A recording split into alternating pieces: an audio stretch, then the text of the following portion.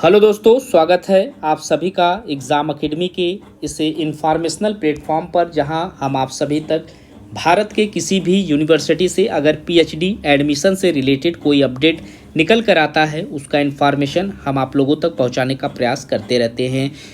जून 2024 का जो UGC net का एग्ज़ाम था उसका रिज़ल्ट कल शाम को पब्लिश कर दिया गया था उनके ऑफिशियल वेबसाइट पर।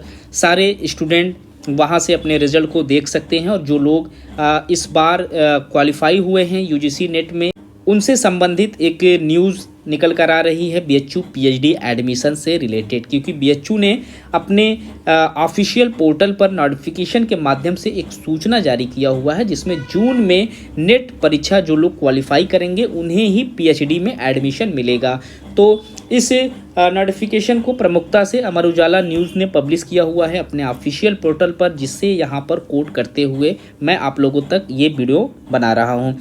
यहाँ पर बीएचयू एडमिशन की जो प्रोसेस है उसमें आप सभी को पता है कि इससे पहले जो बीएचयू एग्ज़ाम कराता था पीएचडी एडमिशन के लिए, उसमें एक तो एग्ज़ाम रेट का होता था जिसमें रिसर्च एलिजिबिलिटी टेस्ट के माध्यम से आप लोगों का यहाँ पर एडमिशन किया जाता था, और एक एग्ज़ाम यहाँ होता था एग्जेम्प्टेड रेट, जिसमें ऐसे कैंडिडेट जो लोग नेट क्वालिफाई होते थे, जेआरएफ क्वालिफाई होते थे, उन्हें एग्जेम्प्टेड कर दिया जाता था एंट्रेंस एग्ज़ाम में। लेकिन अभी बीएचयू ने एक नया नियम यहाँ पर मेंशन किया हुआ है। बीएचयू इस बार कह रहा है कि पीएचडी में ऐसे स्टूडेंट को ही वो 2024-2025 के सत्र में सम्मिलित करेगा जिन अभ्यर्थियों ने 2024 में अपनी नेट परीक्षा पास आउट किया हुआ होगा।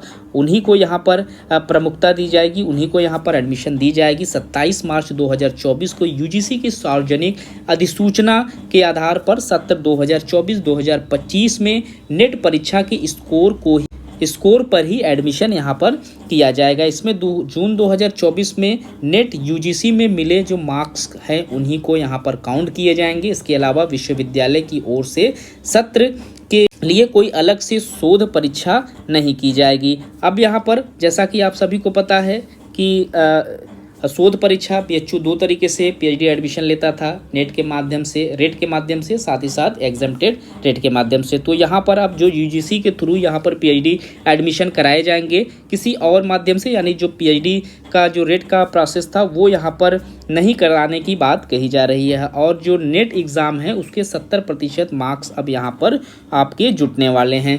लेकिन इस जो न्यूज़ है, इस न्यूज़ का जो विरोध है वो बीएचयू के कई छात्रों ने किया, और बीएचयू के बाहर के भी छात्र जो पीएचडी के लिए एनरोल कराना चाह रहे थे उन्होंने भी सोशल मीडिया के माध्यम से इसका विरोध किया है और कहा है कि बीएचयू ने करीब 4 महीने पहले नया पीएचडी ऑर्डिनेंस जारी किया, उसको इससे पहले ये सूचना जारी करना चाहिए था जिसमें ये नियम लगाया गया। उनका मानना था कि बीएचयू जो है अपना भी एंट्रेंस कराता था यूजीसी के साथ साथ, जो बीएचयू का एंट्रेंस एग्ज़ाम होता था वो होता था।